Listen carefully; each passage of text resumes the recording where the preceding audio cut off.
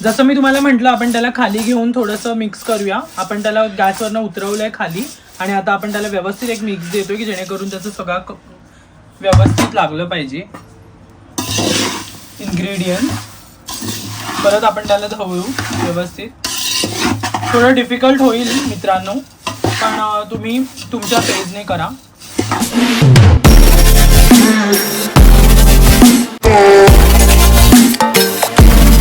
नमस्कार मंडळी, कसे आहात सगळे? बरे आहात ना? आय होप तुम्ही बरेच असाल. व्हिडिओच्या थंबनेल वरून तुम्हाला कळलंच असेल की आज आपण काय बनवणार आहोत. तर आज आपण बनवणार आहोत पातळ पोह्यांचा चिवडा.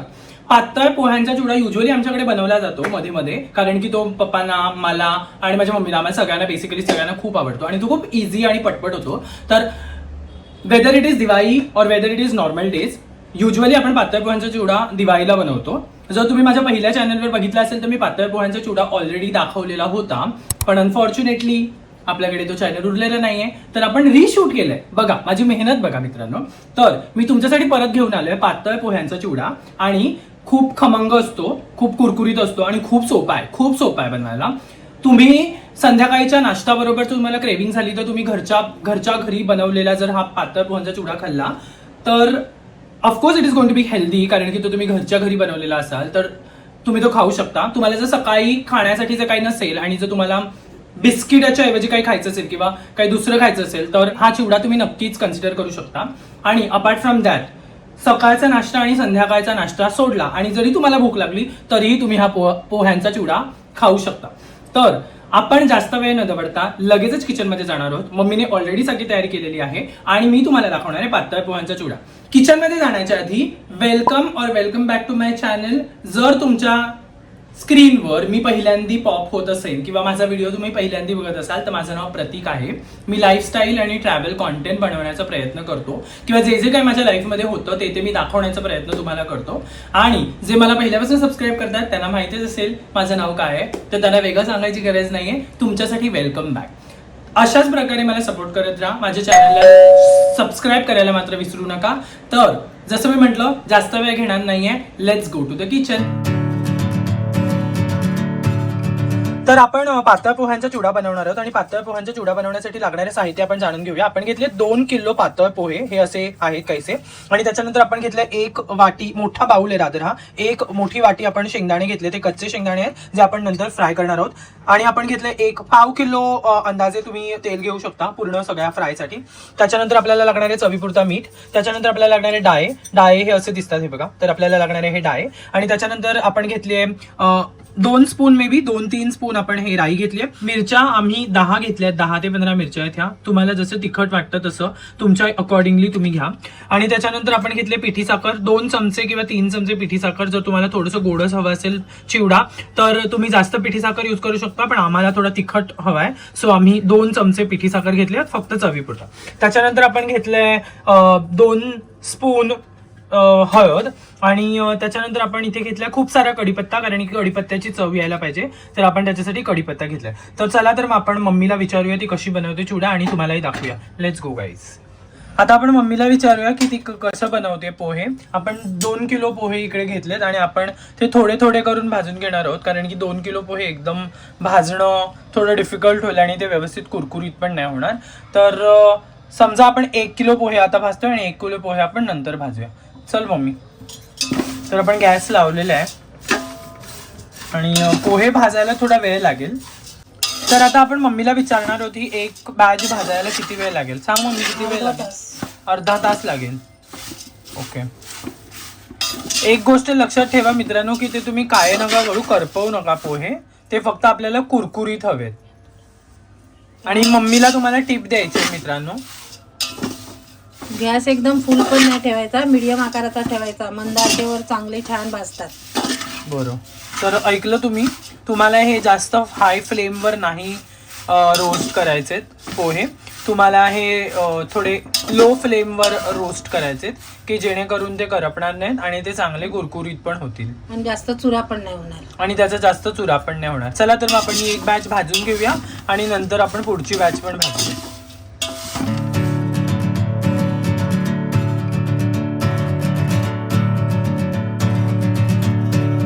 तर मित्रांनो, हे आपले 1 किलोची एक बॅच भाजून झालेली आहे आणि हे असे खरपूस झालेले आहेत पोहे, तुम्ही बघू शकता. तर आपल्याला अशीच दुसरी बॅच पण भाजून घ्यायची. आपण भाजून घेऊया दुसरी बॅच पण. ही आहे आपली दुसरी बॅच. तर जसं मी तुम्हाला म्हटलं की आपल्याला हे भाजून घ्यायचे व्यवस्थित पोहे आणि आपण आता दुसरी बॅच भाजलो आहोत. तर आपण हे भाजून घेऊया आणि आपले सगळे जे बाकीचे इन्ग्रेडियंट्स आहेत ते आपल्याला तळून घ्यायचे. तर आपण हे भाजून काढून घेऊया व्यवस्थित. मी तुम्हाला पहिल्यांदा दाखवलं आपण 1 किलोचे पोहे कसे भाजले आणि आता सेम पद्धतीने तुम्ही हा दुसरे बॅच पण भाजून घ्या आणि हे साईडला काढून घ्या. हे आहेत आपले ड्राय रोस्ट केलेले 2 किलो पोहे. आपण व्यवस्थित त्याला भाजून घेतले आणि हे बघा मी तुम्हाला दाखवतोय त्याचा आवाज. तर हे असे आपण व्यवस्थित त्याला भाजून घेतले आणि आपण हे ड्राय रोस्ट केलेत. आपण तेलावर नाही भाजले ते, आपण फक्त जस्ट ड्राय रोस्ट केलेत. आणि आता आपण हे जे मी तुम्हाला मगाशी साहित्य दाखवलं सगळं जे तळायचं आहे ते आपण तेलामध्ये तळून घेऊया. तर आता आपण कढई तापत ठेवली आहे आणि आता आपण त्याच्यात तेल टाकणार आहोत. आपण 1/2 किलो तेल घेतलंय. तेल व्यवस्थित तापू द्या, नाही तर तेलाचा वास येईल जर तेल व्यवस्थित तापलं नाही तर. आपण टाकणार आहोत त्याच्यात पहिला शेंगदाणे.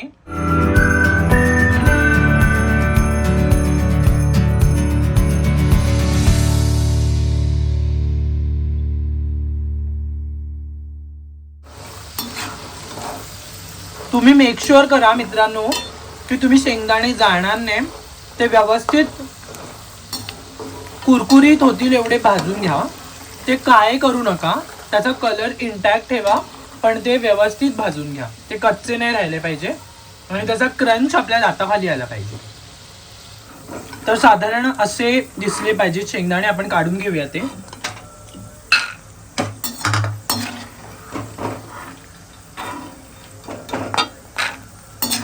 तुम्ही कलर बघू शकता शेंगदाण्यांचा व्यवस्थित.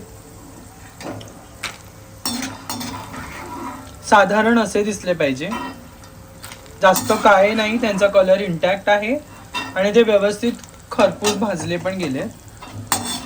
तर आपण सगळे शेंगदाणे काढून घेऊया. आपले भाजून झाले. आता वेळ झाली डाळ टाकण्याची. डाळे टाकूया आपण त्याच्यात. 1 वाटी डाळे घेतलेत. डाळे व्यवस्थित खरपूस भाजून घेऊया आपण. अगेन डाळे काळे करू नका, त्याचा कलर थोडासा व्यवस्थित गोल्डन ब्राऊन ठेवा तुम्ही आणि ते व्यवस्थित खरपूस भाजून पण घ्या, डीप फ्राय करून घ्या. हार्डली आपण डाळे 2 मिनिटं पण नाही ठेवलेत आणि आपण लगेच काढले. तुम्ही बघू शकता त्याचा कलर इंटॅक्ट आहे. जास्त त्याला आपण डीप फ्राय नाही केले कारण की आपल्याला फोडणी घालताना पण ते फ्राय होतील ऑटोमॅटिकली. तर तुम्ही बघू शकता काय कलर ठेवलाय आपण डाळ्यांचा. जास्त करपवू नका. आपण सगळे डाळे काढून घेऊया डिशमध्ये.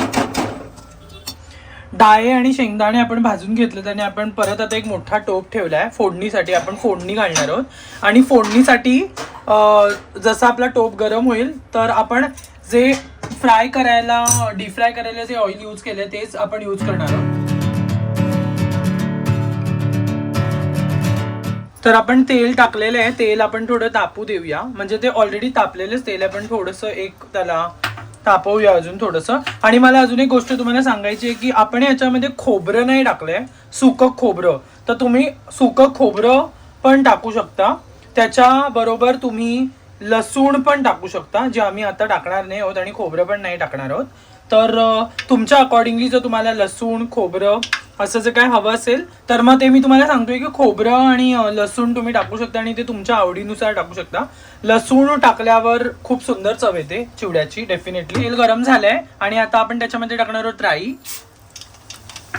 2-3 स्पून राई आहे. व्यवस्थित ती तडतडू दे राई. आता आपण त्याच्यामध्ये ऍड करूया हिरव्या मिरच्या. म्हणजे आपला चिवडा मस्त झणझणीत होणार आहे कारण की खूप मिरच्या टाकल्यात आपण. मस्त तिखट होणार आहे छान. आणि त्याच्यानंतर आपण टाकलंय त्याच्यामध्ये कढीपत्ता.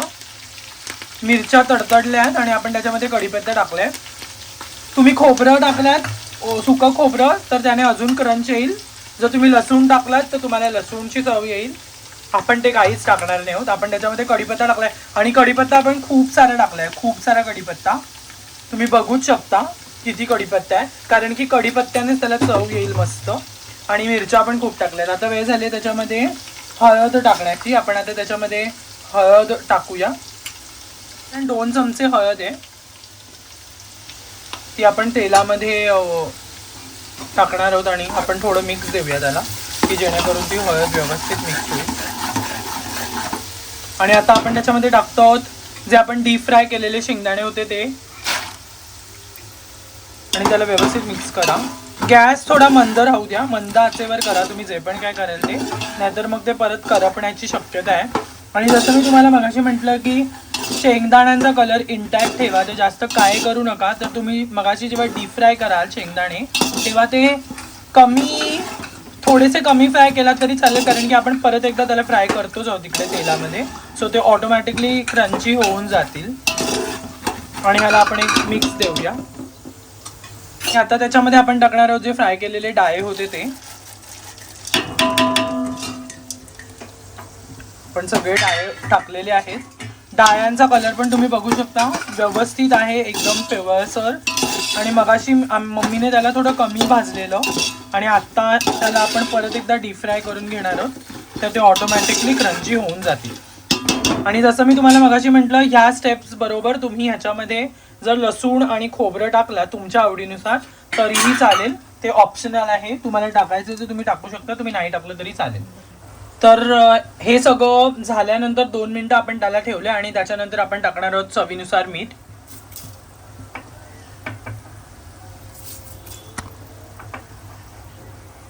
चवीनुसार मीठ चमचे नाही सांगत आहे किती चमचे लागतील, ते आमच्याकडे आमच्या आईच्या हातावरून त्याचा चवीचा अंदाज लागतो.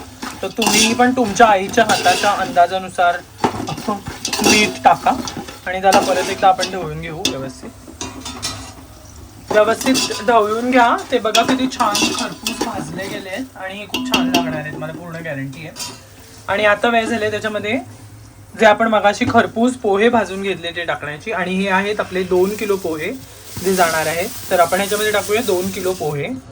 तर हे असे काहीसे दिसत आहे. आणि गॅसवर ढवळणं थोडं डिफिकल्ट आहे, तर तुम्ही हे साईडला काढूनही ढवळून घेऊ शकता. आधी गॅसवर ढवळा हवं तर, आणि नंतर जर तुम्हाला नाही जमले एवढे 2 किलो पोहे ढवळायला तर आपण मग ते खाली काढून पण ढवळून मग परत एकदा गॅसवर ठेवू शकतो. त्याचा कलर तुम्ही बघू शकता किती सुंदर आला आहे, एकदमच सुंदर दिसत आहे. आणि हे टेस्टला पण खूप सुंदर लागतात. तुम्ही ह्याच्यामध्ये कांदा, टोमॅटो, काकडी आणि असं सगळं टाकून खाल्लात तरीही चालतं. आणि आता आपण त्याच्यामध्ये टाकूया पिठी साखर भुरभुर यावरून, कारण की थोडासा गोडसरपणा आला पाहिजे तिखटला थोडंसं चवीसाठी. तर आपण त्याच्यामध्ये खडी साखर टाकून आपण त्याला परत परतून घेऊ. आपण त्याला व्यवस्थित परतून घेऊ. जसं मी तुम्हाला म्हटलं आपण त्याला खाली घेऊन थोडंसं मिक्स करूया. आपण त्याला गॅसवरनं उतरवलंय खाली आणि आता आपण त्याला व्यवस्थित एक मिक्स देतोय की जेणेकरून त्याचं सगळं व्यवस्थित लागलं पाहिजे इन्ग्रेडियंट. परत आपण त्याला ढवळू व्यवस्थित. थोडं डिफिकल्ट होईल मित्रांनो, पण तुम्ही तुमच्या पेजने करा. तर आपण चिवडा व्यवस्थित ढवळून घेतलाय आणि अशा प्रकारे आपला चिवडा रेडी झालाय. तुम्ही बघू शकता किती सुंदर दिसतोय चिवडा आणि खूप खरपूसही झालाय तो, तुम्ही बघू शकता, एकदम छान लागेल. तर असा आहे आपला पातळ पोह्यांचा चिवडा. तुम्ही घरी पण बनवा आणि मला सांगा कॉमेंट सेक्शनमध्ये की कसा झालाय, तुम्हाला कसा वाटला.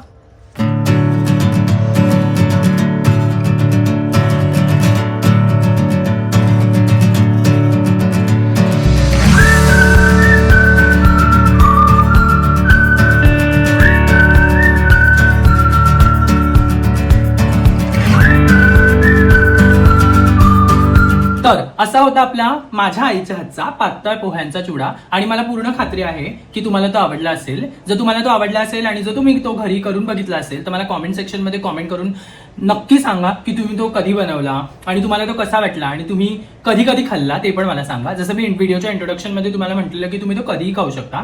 तो घरी बनवला असल्यामुळे तो खूप हेल्दी पण असणार आहे. तो तुम्ही थोडा एक्स्ट्रा खाल्लात तरी काही हरकत नाही. असेच नवीन नवीन ब्लॉग्स आणि असेच नवीन नवीन रेसिपी मी तुमच्यासाठी नक्की घेऊन येईन. तोपर्यंत तुम्ही माझ्या चॅनलला लाईक शेअर आणि सबस्क्राईब करायला मात्र विसरू नका. भेटूया, बाय.